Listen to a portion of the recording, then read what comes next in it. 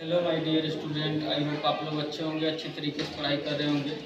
आज हम इस वीडियो में जानेंगे क्लास 12 का मोस्ट इम्पॉर्टेंट चैप्टर है ये, और मोस्ट इम्पॉर्टेंट एक्सरसाइज भी इसे मान सकते हैं। ये हमारे बोर्ड एग्जाम में हमेशा ये वाला क्वेश्चन आता है, ये इनवर्स निकालने के लिए कोफैक्टर मेथड से। और इसका क्वेश्चन ये तो 2x2 ऑर्डर का है, इसलिए इसमें 3 नंबर 5 नंबर में आते हैं। इसका एक 3x3 ऑर्डर का हम लोग करेंगे आगे, जो कि हर साल एग्जाम में आता है और वो 8 नंबर का होता है। तो इसलिए इस एग्जाम के पॉइंट ऑफ व्यू से ये एक्सरसाइज मोस्ट इम्पोर्टेंट है और ये बहुत आसान होता है 8 नंबर इसमें लाना। तो आप लोग इसे ध्यान से देखेंगे और समझेंगे। इसका क्वेश्चन एक बार आ गया, समझ लीजिए कि आपका 8 नंबर बन गया। यदि ये वीडियो मेरा अच्छा लगे तो प्लीज़ आप लोग फुल वॉच किया करिए, वीडियो को लाइक किया करिए, सब्सक्राइब किया करिए, कमेंट किया करिए। आपके कमेंट से हमें मोटिवेशन मिलेगा और हम वीडियो को बेहतर बनाने का प्रयास करेंगे। तो चलिए आइए हम देखते हैं इस सेशन में क्लास 12 का मैथ्स प्रश्नावली 4.6 का क्वेश्चन नंबर 7, जिसमें हमें एक समीकरण निकाल दिया है 2x2 ऑर्डर का, मतलब 2 x और y में दो चरों वाला 2 रैखिक समीकरण दिया हुआ है। एक है 5x + 2y = 4, दूसरा हमारा 7x + 3y = 5। हम क्या करते हैं, दिए गए रैखिक समीकरणों से बनाते हैं अभी। तो यहाँ से x और y के गुणांक से हम पहला रो लिखते हैं, दूसरे वाले समीकरण से दूसरा रो लिखते हैं, और ये हमारा माना जाता है एक आदि। इसे मान लें एक आदि ए है, जिसका हमको क्या करना है, पहले ए इनवर्स निकालना है। इसके लिए ये जो बराबर वैल्यू दिए रहते हैं इसको हम b से रिप्रेजेंट करते हैं। b की वैल्यू हो गई 4 और 5, और जिस भी वेरिएबल में दिया रहता है ये समीकरण वो हमारा इस प्रकार लिखा जाता है x और y। कैपिटल X से इसे रिप्रेजेंट करते हैं और इसका हमारा क्या मैट्रिक्स बनता है इसमें स्मॉल x और y से।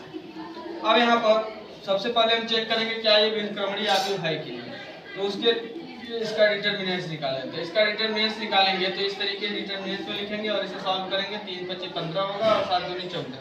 तो 15 में से 14 घटाएंगे, ये 0 के बराबर नहीं है। और जब 0 के बराबर नहीं होता है तो हम कहते हैं ए इनवर्स का अस्तित्व है, यानी ए जो है एक व्युत्क्रमणीय आव्यूह है। और व्युत्क्रमणीय आव्यूह होगा तभी इसके आगे का हम पोर्शन करेंगे। तो इसके आगे हम क्या करते हैं, इसका कोफैक्टर निकालते हैं, शाखंड निकालते हैं। A11 का शाखंड निकालेंगे, इसका शाखंड निकालेंगे तो ये कॉलम ये रो बंद हो जाएगा, तो ये आएगा 3, और ये 1 1 2 है तो प्लस में आएगा 3।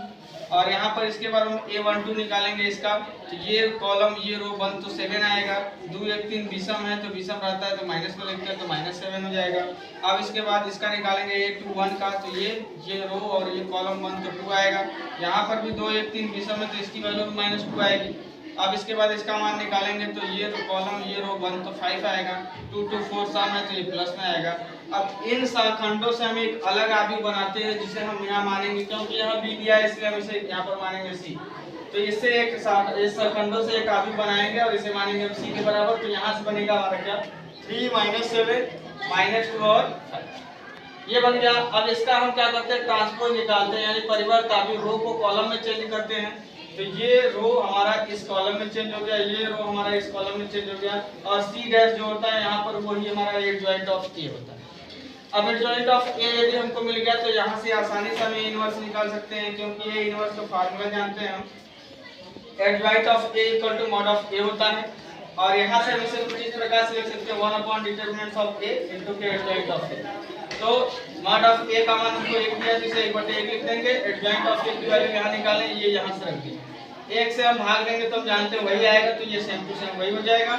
अब हम जानते हैं कि A इनवर्स B = X ये फार्मूला होता है। तो यहाँ से A इनवर्स का मान हम निकाल चुके हैं, ये इसकी वैल्यू रख दिए। B की वैल्यू हमें क्वेश्चन से मिला है तो यहाँ से B की वैल्यू रख देंगे, और X की वैल्यू ये है तो = X की वैल्यू रख देंगे। अब हम जानते हैं कि इनका मल्टीप्लाई कर देंगे, मल्टीप्लाई करने हमें आता है। इसका गुणा इसमें करेंगे तो यहाँ हो जाएगा 3 × 4 = 12, और यहाँ हो जाएगा इसमें हमारा क्या, इसमें मल्टीप्लाई करेंगे 2 × 5 प्लस माइनस माइनस हो जाएगा। अब यहाँ पर हमारा होगा क्या, इसके बाद इसको हम क्या करेंगे, इसमें मल्टीप्लाई करेंगे तो 7 का मल्टीप्लाई 7 × 4 = 28, इसका गुणा इसमें करेंगे 5 × 5 = 25।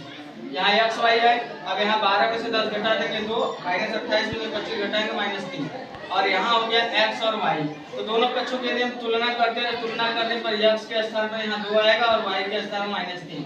अतः हम कहेंगे कि जो दिया गया हमारा समीकरण निकाय है उसके हम क्या हो जाएंगे, x = 2 और y = 3। तो इस टाइप से हम क्या करते हैं, सभी आव्यूह विधि से इन समीकरणों को सॉल्व करके x y का मान निकालते हैं।